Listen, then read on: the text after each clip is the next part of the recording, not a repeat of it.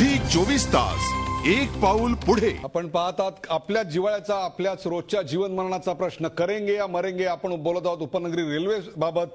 आता विद्याधर मालेगावकर यांनी अत्यंत सविस्तर उत्तरे दिली। मधु कोटियान आणि यशवंत जोगदेव यांच्या सगळ्या आक्षेपांवर प्रश्नांवर मी त्यांच्याकडे जाणार आहे। अर्थात त्यांना याच्यावर टीका टिप्पणी नक्कीच करायची असेल, पण आता सुरुवात मला करायची आहे राम नाईक यांच्यापासून। राम नाईक, मला तुम्ही सांगा, MRVC ही एक प्रकारे डिपेंडंट बॉडी आहे। MRVCला स्वतःचा कुठल्याही प्रकारचा असा आर्थिक उत्पन्नाचा स्रोत नाही। वर्ल्ड बँकेच्या फंडवर ते अवलंबून असतात।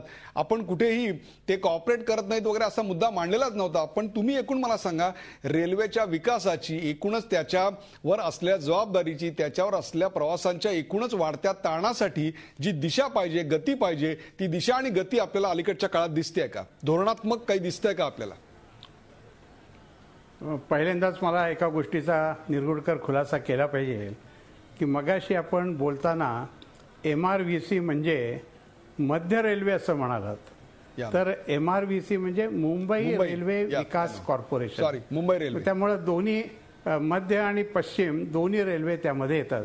आणि मालेगावकर असल्यामुळे कदाचित फक्त चर्चा मध्य रेल्वेकडेच चाललेली आहे असं दिसतंय।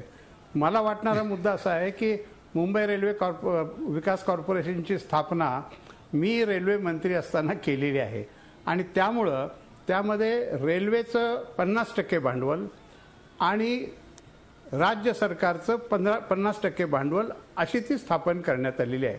त्यासाठी जागतिक बँकेकडून कर्ज MUTP 1 खाली येत आहे, पण यातला जो खर्च होणार आहे बजेटमध्ये जी तरतूद करायला आहे ती 50% भारत सरकार आणि 50% महाराष्ट्र सरकार असं करायला पाहिजे। आणि ह्यातनं मला दिसतंय ते असं की गेल्या 7-8 वर्षामध्ये जेवढी अर्थसंकल्पीय तरतूद करायला पाहिजे आहे तेवढी केली नाही। एक उदाहरण सांगायचं तर MUTP 1 मध्ये 3147 कोटींची योजना होती। यांनी हे वेळेवर न केल्यामुळं 4150 म्हणजे जवळजवळ 1000 कोटी रुपये जास्त लागलेले आहेत।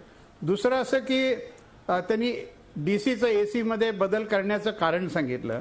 आता पश्चिम रेल्वेवरती DCचं AC करून जवळजवळ 6 महिन्यापेक्षा जास्त काळ पूर्ण झालेला आहे आणि DCचं AC होण्याचा मुख्य फायदा जसं विजेचं खपत कमी होते तसंच दुसरा फायदा असं की गाड्या अधिक वेगाने जाऊ शकतात। 80 किलोमीटरच्या ऐवजी 100 किलोमीटरनी जाऊ शकतात। जर पश्चिम रेल्वे काम पूर्ण झाल्यानंतर 80 किलोमीटरच्या ऐवजी 100 किलोमीटरनी जाईल तर निश्चितपणानं ते जास्त प्रवासी घेऊ शकतील। त्याचप्रमाणे जे प्रकल्प पूर्ण झालेले आहेत, म्हणजे डहाणूपर्यंत काम पूर्ण झाले पण अजून हे गाड्या सुरू करत नाही आहेत, दरवेळेला काही ना काही सांगतायत आणि म्हणून एकत्वाने जो विचार करायला पाहिजे मुंबई उपनगरीय रेल्वेचा हा होत नाही आहे। दुसरं असं की मगाशी जे रेल्वेच्या मृत्यूचे आकडे प्रवाशांच्या सांगितले, मला असं वाटतंय ते कुठेतरी चुकीचे आहेत। कारण माझ्याकडे आता 2010चा आकडा आहे आणि 2010 मध्ये 2393 प्रवासी मेल्याची माझ्याकडं आकडेवारी आहे। कदाचित ही जी आज आकडेवारी प्रसिद्ध झालेली आहे ती संबंध रेल्वेच्या म्हणजे मुंबई छत्रपती शिवाजी टर्मिनल ते कल्याण, कसारा, खोपोली आणि इकडे डहाणूपर्यंत, चर्चगेट ते डहाणू अशी असायला पाहिजे आहे। ती आहे की नाही याच्याबद्दल तपासून घेतलं पाहिजे। परंतु हा जो आकडा राम नाईक सर, हा जो आकडा आम्ही दाखवला तो रेल्वेतनं खाली पडून जे मृत्युमुखी पडले त्यांचे आकडे आहेत।